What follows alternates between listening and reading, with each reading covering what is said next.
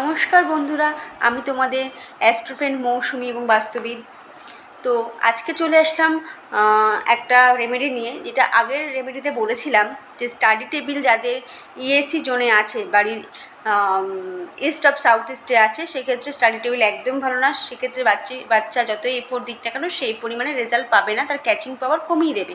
তো আজকেই চলে আসলাম স্টাডি টেবিল কোথায় রাখলে ঠিক হবে সেটা নিয়ে। তো বন্ধুরা, যারা প্রচুর পরিমাণে এফোর্ট দেয় কিন্তু সেই পরিমাণে রেজাল্ট পাচ্ছে না, তার জন্য কি করতে হবে, স্টাডি টেবিলটা আমাদের WSWতে সরিয়ে নিতে হবে। WSWতে যদি স্টাডি টেবিল থাকে সেক্ষেত্রে খুব ভালো। কি হবে, সেক্ষেত্রে যে পরিমাণে এফোর্ট দেবে তার থেকেও বেশি রেজাল্ট পাবে।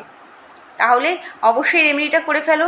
যাদের বাচ্চারা পড়ছে সেই পরিমাণে রেজাল্ট পাচ্ছে না, এফোর্ট দিচ্ছে কিন্তু ভুলে যাচ্ছে, তো সেক্ষেত্রে স্টাডি টেবিলটা বাড়ির কোথায় আছে সেটা একটু চেক করে নিয়ে রেমেডি করে ফেলো।